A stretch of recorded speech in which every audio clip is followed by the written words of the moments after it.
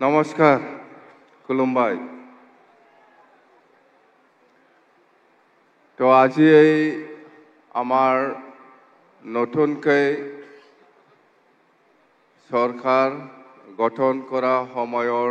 আজিৰ এই অটেকিং সেৰেমনিয়েল যেটো প্ৰগ্ৰাম ইয়াত উপস্থিত হ'ব পৰা অসমৰ সন্মানীয় গভৰ্ণৰ His Excellency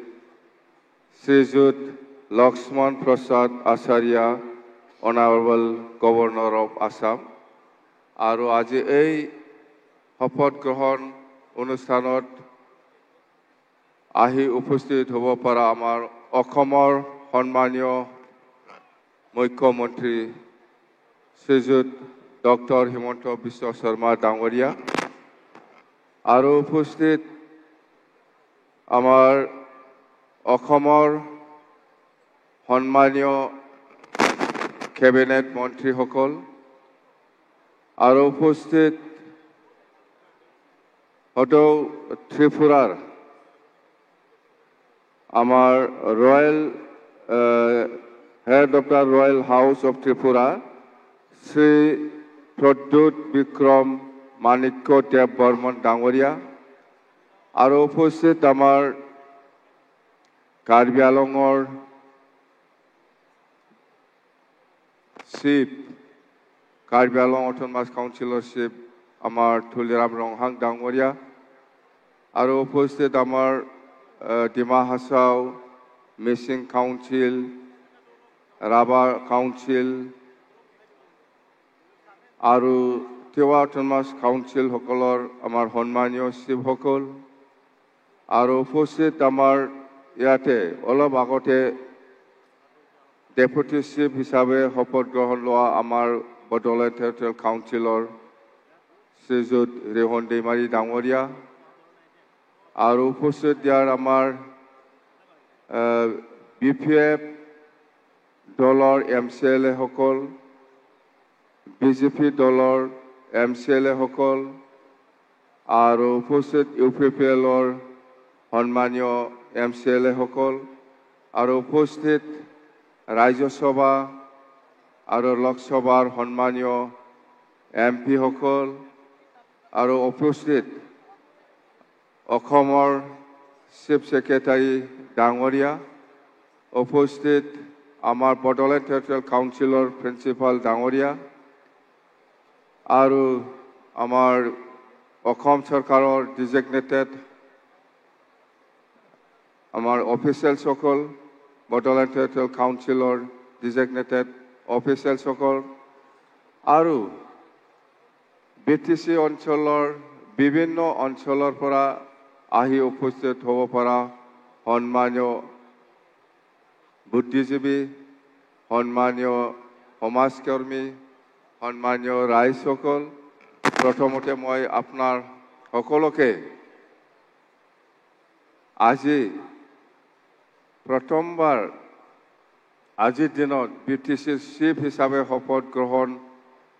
হ'বলৈ পাই আপোনাৰ সকলোকে মই আন্তৰিক শুভেচ্ছা আৰু অভিনন্দন যাচিছোঁ থেংক ইউ তো এতিয়া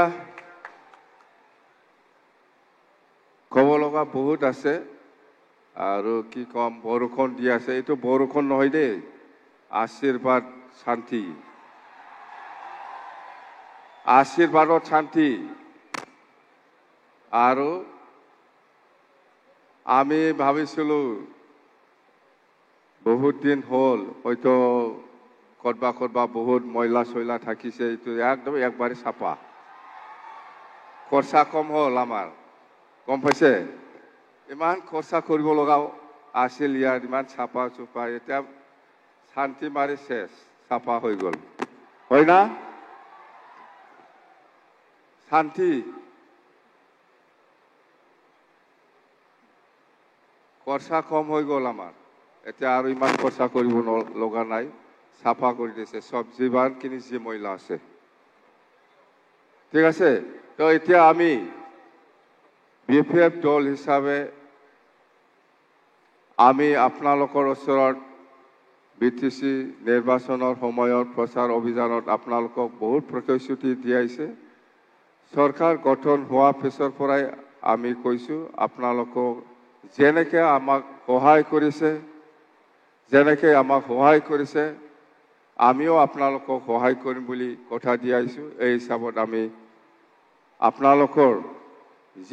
যিমান সমস্যা আছে আমি সমাধান কৰি দিব কাৰণে চেষ্টা চলাই যাব আৰু আমি কাম কৰিম আমি কথা দিছো আপোনালোকৰ ওচৰত আৰু ইয়াৰ নিশ্চয় সহায় লাগিব আমাৰ অসম চৰকাৰ বা অসমৰ যিমান কেবিনেট মন্ত্ৰী আছে বা অসমৰ যিমান অফিচিয়েল সকল আছে আমাৰ বড়োলেণ্ড টেৰিটৰিয়েল কাউন্সিলৰ যিমান সমস্যা আছে বা বিটিসি বাকি ৰাজ্যৰ যিমান সমস্যা আছে এইবিলাক সমাধানৰ ক্ষেত্ৰত অসম চৰকাৰৰ বহুত সহায়ৰ প্ৰয়োজন আছে আৰু এই সহায়টো মই নিশ্চয় আমাক সহায় কৰিব আমাৰ বিটিসি অঞ্চলত বহুত সমস্যা আছে আপোনালোকক যেনেকৈ কথা দিছে আমিও এনেকৈ কাম কৰি যাম মই আজি আপোনালোকৰ ওচৰত প্ৰতিশ্ৰুতি দিছে আপোনালোকেও আমাক সহায় কৰক আপোনালোকে যেনেকৈ বিচাৰিছে আমিও কাম কৰিব পাৰিম সেইখিনি কথা কৈছো আৰু আমাৰ অপজিশনই হওক বা ৰুলিঙতে থাকক যিমান এমচিএলএ বা ইএম সকল আছে আমাৰ বিটিসি চৰকাৰ চলোৱা সময়ত নিশ্চয় আমি সকলোৰে সহায় সহযোগিতা পাব বুলি মই কামনা কৰিছো আৰু বিশেষ কৰি অসমৰ আমাৰ চিফ মিনিষ্টাৰ ডাঙৰীয়া ডক্টৰ হিমন্ত বিশ্ব শৰ্মা ডাঙৰীয়াই আমাক নিশ্চয় সহায় কৰিব বড়োলেণ্ড বাকী ৰাজ্যৰ কাৰণে যিখিনি আমি আশা কৰি পেলাই কাম কৰিবলৈ হাতত লৈছে ইয়াৰ সমাধানৰ ক্ষেত্ৰত নিশ্চয় আমাক সহায় কৰিবলৈ মই কামনা কৰিছো তো যেন হওক আজি যেটো আমাৰ অৰ্থেকিং চেৰিমনিয়েল প্ৰগ্ৰাম এইটো আমি খুব শান্তিপূৰ্ণভাৱে সাকসেস কৰিব পাৰিছে বুলি আমি ক'ব পাৰো আৰু আপোনালোকে ধৰি লওক